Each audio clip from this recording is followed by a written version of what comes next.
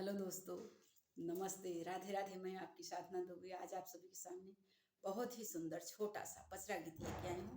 अगर यह पचरा गीत आप लोगों को अच्छा लगे तो वीडियो को ज़्यादा से ज़्यादा शेयर कीजिएगा दोस्तों, और लाइक शेयर सब्सक्राइब जरूर कीजिएगा। और अपनी छोटी बहन को ढेर सारा दुलार प्यार दीजिएगा। 5 मिनट का टाइम जरूर दीजिएगा दोस्तों। आप लोगों से विनम्र निवेदन है, अपनी छोटी सिस्टर पे अपना दुलार प्यार जरूर दीजिएगा। नवरात्रि का टाइम आ गया है दोस्तों, माता रानी का पावन दिन आ गया है, नवरात्र चल रहा है। आप लोग खूब पचरा गीत सुनिए और खूब आनंद लीजिए, खूब ढेर सारा प्यार दुलार दीजिए हमारे इस गीत पे। आइए देर न करते हुए वीडियो को आगे बढ़ाती हूँ।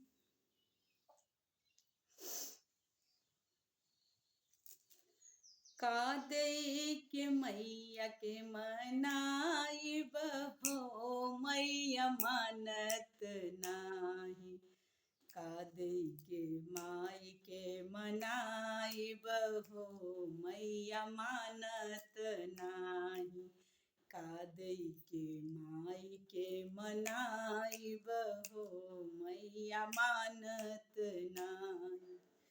कादई के माई के मनाई बहो, मैया मानत नाही।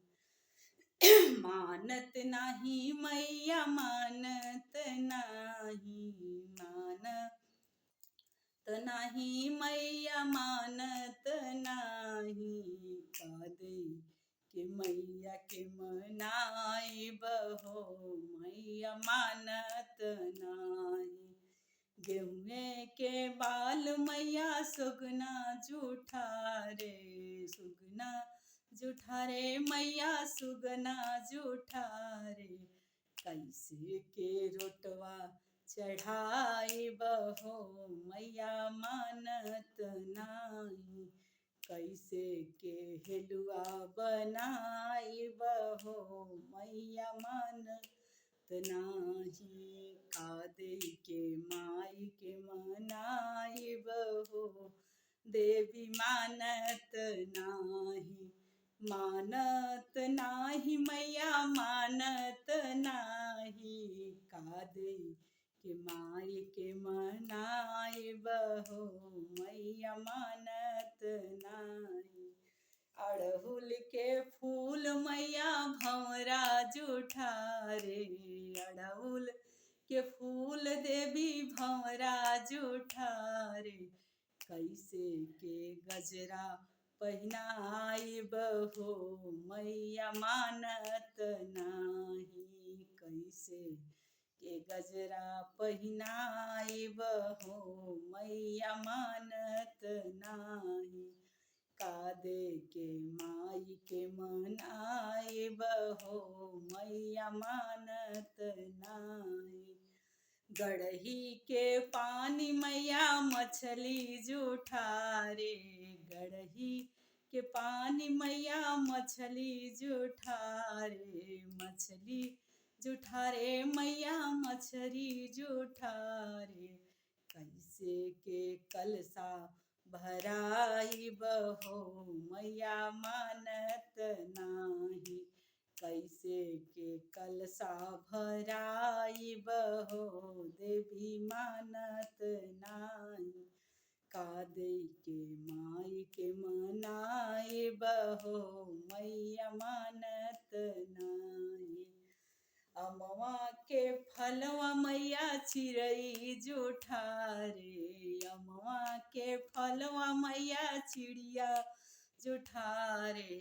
कैसे के फलवा चढ़ाई बहो, मैया मानत नाही। कैसे के फलवा चढ़ाई बहो, देवी मानत नाही।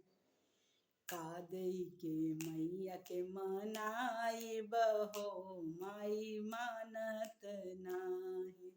धनवा के बाल मैया सुगना जूठा रे, धनवा के बाल मैया चिड़ई जूठा रे।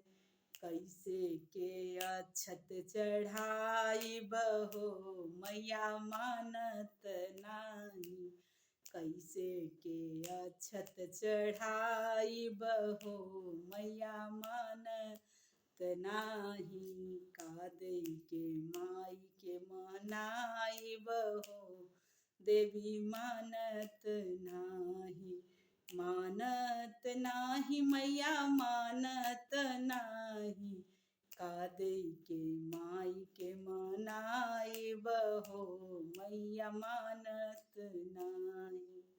का देई के माई के मनाइब हो मैया मानत ना।